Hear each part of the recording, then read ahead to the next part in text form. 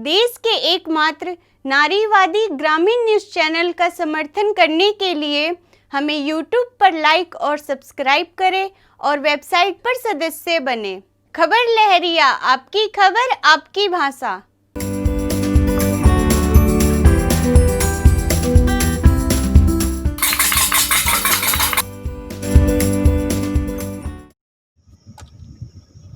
हमारे देश की सरकार युवाओं के लिए कभी चिंतित नज़र नहीं आई है और ना ही वह अभी चिंतित है।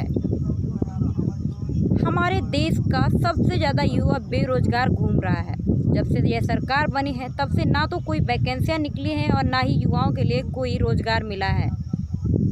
अगर कोई वैकेंसियाँ निकली भी हैं तो या तो उन्हें कैंसिल कर दी गई हैं या वो कोर्ट में जाकर अटक गई हैं, जिससे युवा आज भी पढ़ लिख कर बेरोजगार घूम रहा है।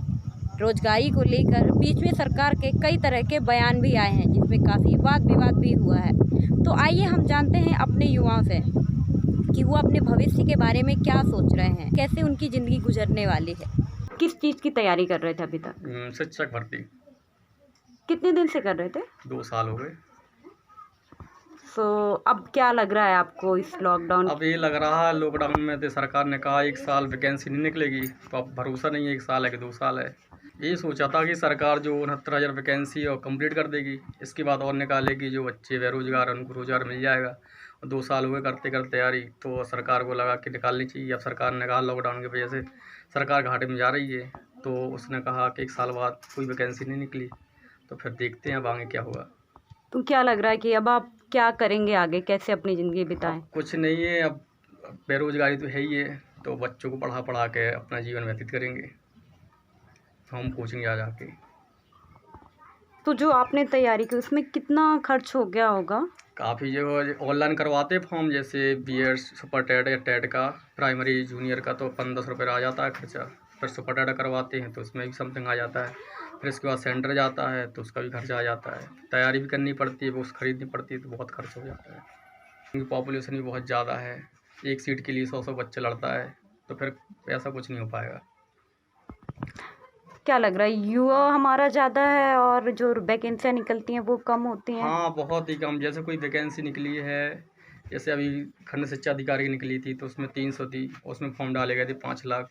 तो आप जान सकते कितना रेशियो होगा, 500 में एक बच्चा लेगा। इसलिए नौकरी मिलना आम बात नहीं है, बहुत मुश्किल हो रही है।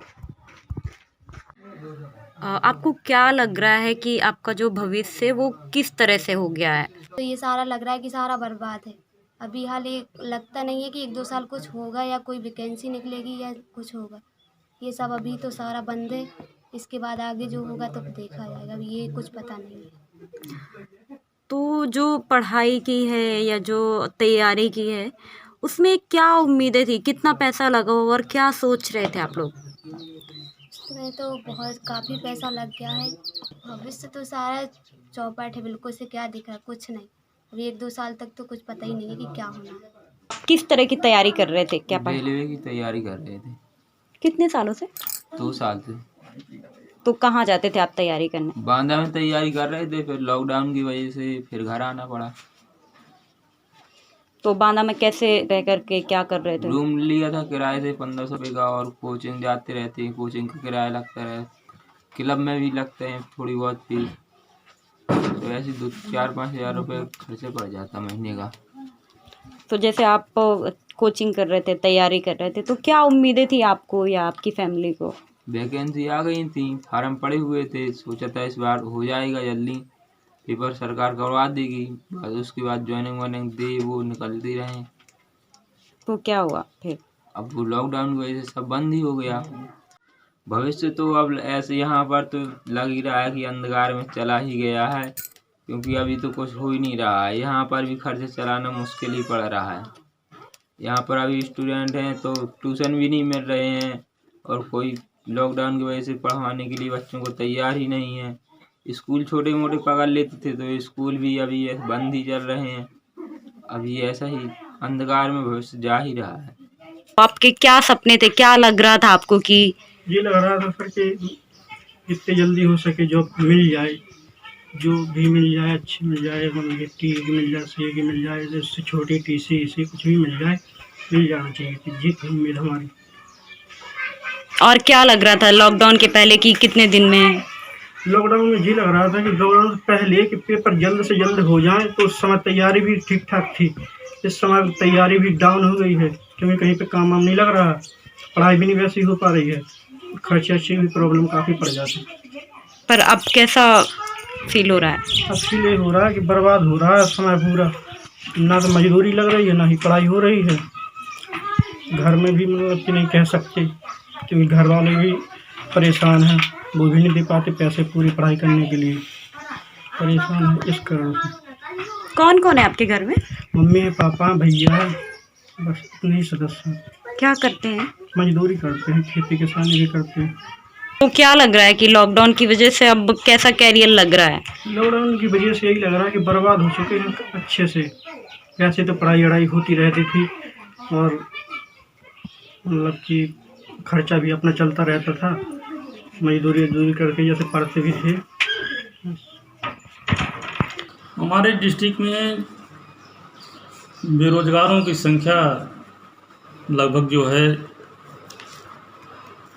15,000 के आसपास है, लेकिन जो अभी तक हमारे पोर्टल पर पंजीकृत हो पाए हैं वो कुल संख्या उनकी है 11,375।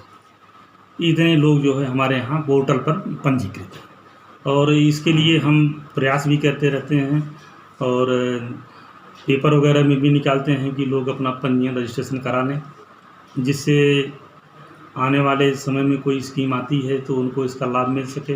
रोजगार की क्या व्यवस्था की गई? क्या कुछ कोई नई स्कीम आई है या उनके लिए कुछ सुविधाएं?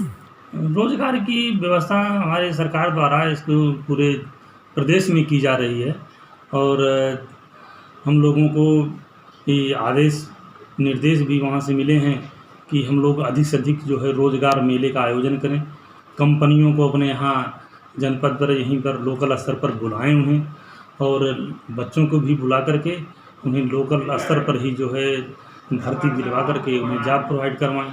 ये काम पूरे हमारे जो है उत्तर प्रदेश भर में जो है चल रहा है बड़े पैमाने पर इसका, और इसमें बहुत अधिक से अधिक जो है बच्चे लाभान्वित भी हो रहे हैं। डिस्ट्रिक्ट से अभी तक में कितने लोग हुए होंगे? हमारे डिस्ट्रिक्ट से जो भी विगत इस वर्ष में हुए हैं कुल 663 बच्चों का चयन किया गया था विभिन्न कंपनियों द्वारा, जो 663 बच्चे चयन किए गए थे। इसमें लड़का और लड़की का कितना वो है? इसमें हमारे यहाँ जो पुरुष जो हैं 7,424 और महिला 3,951 इतने जो है पंजीकृत हैं। टोटल 11,375 लोग जो है यहाँ पर हमारे यहाँ पंजीकृत हैं। खबर लहरिया, आपकी खबर आपकी भाषा।